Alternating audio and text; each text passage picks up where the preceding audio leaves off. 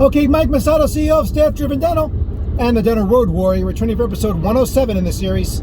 So today we're going to talk about an unpopular question that comes up from time to time, because no doctor listening to this ever wants to face maybe the end of when they're selling their practice. So the question I get from time to time from a lot of my clients these days is, when do I sell? When do I start getting ready to sell? Right? Because we're thinking about the day to day and doing our thing, and the last thing in our mind we're thinking is, but what about the end? And truthfully, if you think about business, you should always be thinking about having the end in mind, because you always want to be making the business more valuable by the way it runs, by the revenue it's making, whether the new clientele, the new patients you're getting, all various factors. And as dentists, we don't think that way. We kind of wait to the end, and we look to figure out, one day we have the reality, it's time for us to leave and exit out, and we say, well, let me sell this thing. And in this market, and where I'm based right now, I mean, where practices are going for these days are 60, 70, luckily 80% of value maybe for your life's work, if you're lucky. And then the question becomes, can you get a qualified buyer who's going to buy the practice out at that time? Usually a young doctor trying to get a loan, and you know how banks are these days, and it's not like it used to be in terms of lending money necessarily for them to acquire a practice. If you even have a qualified buyer, or you have some kind of deal in place where an associate's been working with you for a while, and you start having this conversation, how do I go about all that? That's a whole other story about how to work that out. But now that I've been doing this for as long as I've been doing it, for pushing 30 years now, 26 going on 27 years in the field. A lot of my clients that I've been working with for a long time who are very successful practices, and these are not practices that necessarily have to get out. They're starting to look at their own mortality. They're seeing their kids are becoming dentists, which is another interesting facet. Makes me feel old. And what do I do? How do I? If they're not going to buy me out, who am I going to sell it to? So these are viable questions. And truthfully, when should he sell? When you should be thinking about selling is now. Really, obviously, if you're listening to this and you're 30 years old, just starting out, it's more, the conversation is more, okay, how do I do it right from the beginning so I make sure this thing is the most valuable as I can as I grow and expand over the years, and create a more valuable asset from whenever you decide to sell down the road. But that's remote. This conversation is more for people that are in their doctors that are in their 50s, 60s right now, and having some kind of exit strategy put together. And there should be a plan, an exit strategy to take care of yourself, to take care of your team, and everyone else that's important to you in your life. And that's what having a good advisor come in and a coach, getting the practice ready to do that, right? And I can tell you, recently I had a client of mine, and she worked with me for many, many years, was a lifetime client of mine, and got a phone call one day, hey, I just want to let you know, I wanted you guys to be the first to know that I sold the practice. We didn't even know that she was in conversations about selling the practice, because they wanted to keep it all on the down low, because it was one of those things where she just had to woke up one day and realized her husband talked to her and said, we don't want to be owners anymore. Let's sell this thing.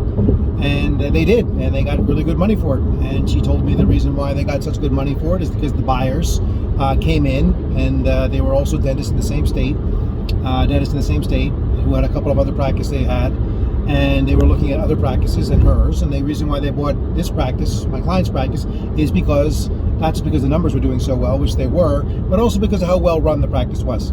The value of having a great team to acquire, and the way the operations in place was turnkey. And she said, well, the reason for that was staff driven, and everything we've done was staff driven. So what she was saying, and was a nice validation to me, is that the practice was made that much more valuable by having a well-run turnkey operation that was very profitable, growing, and doing great numbers, right? And this makes it more valuable to buyers, right? And look, in the DSO world we live in, and DSOs coming along, they want to buy everything for the lowest, the lowest cheap possible price, and then you sell out. I'm trying to help my clients right now by selling their practices to buyers that are not going to, push them out the door, push their staff out the door, make them, feel like outcasts in their own practice, and then they're a slave to the DSO. Because sometimes the question, ask yourself, are you ready to step out completely? A gradated buyout is kind of the better way to go. A sell-off is a better way to go, when you can set up a deal where you basically sell off some of the equity of the practice, and you can just cash out later for multiples of what it's really worth, because you'll never get the maximum value for your practice if you wait to the last moment and say, okay, look, give me what you want for it, right? So talking to a doctor recently whose practice is making $650, and he's listing it for maybe he'll lucky if you get it for $425, $400. So something doesn't add up there, obviously.